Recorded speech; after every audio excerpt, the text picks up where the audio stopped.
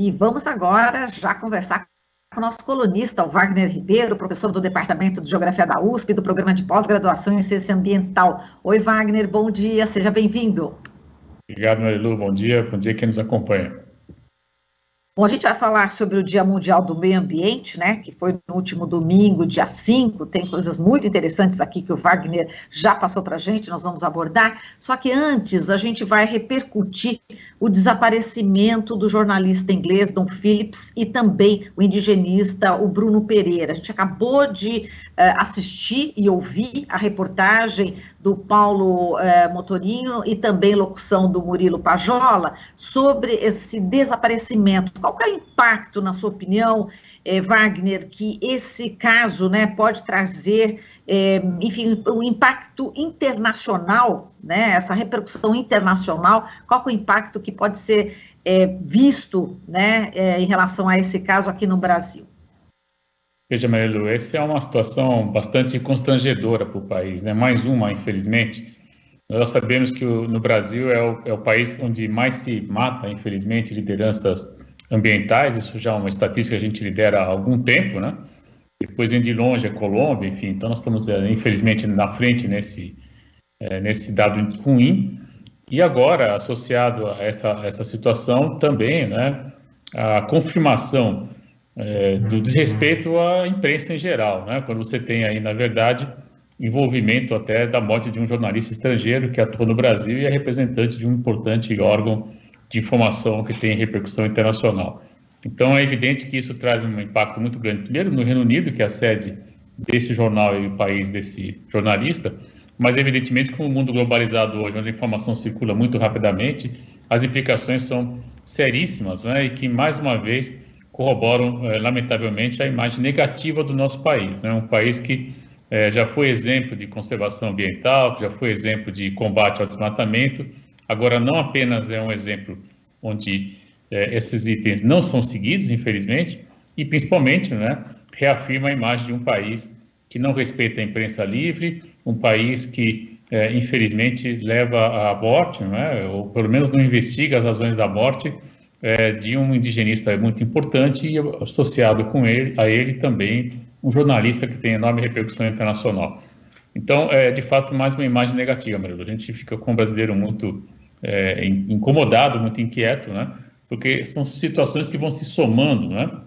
Agora, tem algo muito interessante, Marilu. Semana passada nós tivemos um encontro no Instituto dos Avançados para discutir justamente uma avaliação da Rio 92, de Estocolmo até a Rio +20, né? E nessa reunião estava conosco um pesquisador, um colega do Brasil, o professor Padua, do Rio de Janeiro, o José Eduardo Padua, e ele comentou algo muito importante. Ele estava em Estocolmo justamente participando de uma reunião de avaliação dos 50 anos de Estocolmo. Ele falou, olha, tem uma notícia minimamente boa para a gente. As pessoas não se lembram do tempo que o Brasil era um país sério, era um país onde as questões ambientais estavam presentes. E ele falou, a pergunta que mais me faz é como é que vocês conseguiram eleger alguém que tem um perfil tão diferente de tudo que se fazia no Brasil, na sua tradição ambiental, né? Estamos falando aí de 50 anos de tradição de presença brasileira na ordem ambiental internacional. Então, o lado bom é que, apesar dessa situação constrangedora, pelo menos no ambiente acadêmico, né, ainda se tem lembrança daquele momento em que o Brasil tinha uma outra inserção internacional, aparecia por ser um país que tinha um controle ambiental minimamente organizado, por ser um país que tinha uma legislação ambiental, aí podemos falar com muito orgulho, né? Muito equilibrada, muito interessante, né? E o grande problema era, de fato, a fiscalização. Com esse governo nós não temos fiscalização, tem, por outro lado, o acirramento das tensões junto à posse de terra, especialmente terras indígenas, e, infelizmente, culminando agora com o desaparecimento dessas duas importantes pessoas. Eu espero que minhas condolências aos familiares, mas, fundamentalmente, isso tem repercussão para muito além da escala brasileira, Marilu, e é lamentável. Mas vamos lembrar, felizmente, há ainda uma lembrança importante, né? As pessoas se recordam do tempo que o Brasil era uma referência. Podemos voltar a isso? Esperamos que sim, né? A partir de janeiro do próximo ano. Exato, Wagner. Bom, as buscas continuam, né? A gente torce, né? A gente espera que esse jornalista inglês Dom Phillips e o indigenista Bruno Pereira estejam vivos, né?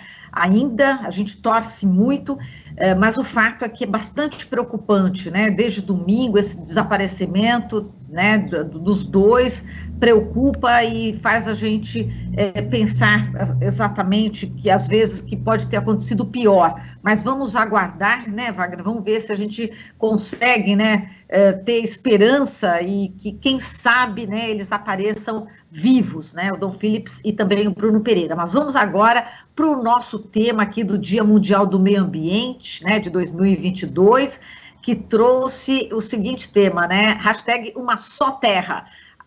Terra só tem uma, né, Wagner? E a gente precisa exatamente cuidar. E a gente sabe que só comemorar o Dia do Meio Ambiente não é possível, né, fazer toda a mudança necessária. A gente precisa se engajar, não é isso, Wagner? Veja, Marilu, essa acho que é uma grande questão que você apresenta, né? A gente tem as datas aí, ela foi criado lá, realmente nessa reunião de Estocolmo, né? Depois o PNUMA, no ano seguinte, acabou implementando.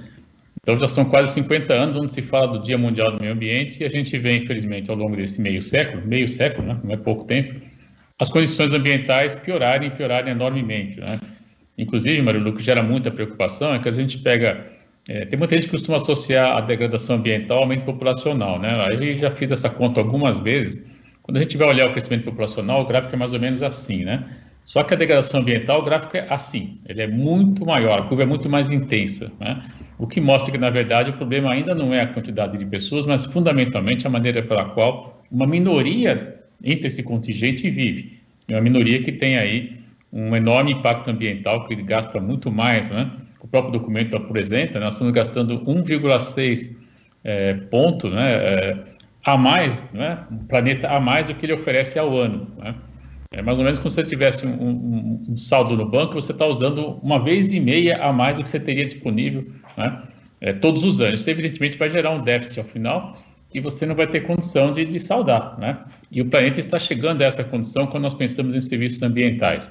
Então, você tem razão, é preciso ter um engajamento para além da ação individual, né? Muita gente fala, não, eu faço a minha parte, eu separo o meu resíduo, eu economizo energia, economizo água, mas é preciso ir além. Nós precisamos, na verdade, envolver mais Estado, Marilu, mais regulação, né? Nós estamos chegando num ponto do planeta onde, na escala internacional, nós precisamos ter, sim, mais regulação internacional para evitar que os impactos, que hoje não são mais mensurados na escala do lugar, né? Eles têm, de fato, uma implicação global. Por isso é preciso de uma regulação internacional, e aí a ordem ambiental internacional, né, esse conjunto de tratados internacionais que existe para que a gente possa, de alguma maneira, né, tentar conter essa devastação, ela é fundamental. Por que ela não é implementada e valorizada? Aí você passa a ter, então, uma discussão que entra no nível da política, né? Você tem aí interesses de grandes empresas, você tem interesses de grupos financeiros, você tem interesses de pequenos grupos que alguns países detêm poder político, e essa somatória que faz com que nesses 50 anos nós tenhamos, na verdade, infelizmente, muito mais devastação ambiental do que jamais vista no planeta, né? Então é uma contradição, Marilu, eu sempre comento isso com meus alunos, né? Nós temos, na verdade, muito mais informação, muito mais conhecimento, programas de pós-graduação, uma infinidade de livros, né? Se você pegar a literatura hoje na área socioambiental, é extraordinária. Amanhã, hoje e amanhã, no IA também vai ter uma discussão muito importante reunindo, já são só no Brasil, Marilu, 141 programas de pós-graduação em ciências ambientais, algo extraordinário. Foi criado, eu participei desse movimento com meu grande amigo, o professor Arlindo Felipe Júnior e outros colegas, a professora Maria do Carmo, o Felipe é daqui da USP, a Maria do Carmo da Federal do Pernambuco, e outros colegas, enfim, não dá para listar todo mundo, porque o grupo é grande e muito bom, mas vocês se sintam todos representados nessas duas lideranças. Nós participamos da criação dessa área, Marilu, há pouco mais de 10 anos, e já são 141 programas na CAPES. Quer dizer, isso mostra que nós temos, sim, uma capacidade hoje de gestão, uma capacidade de análise crítica muito grande, né?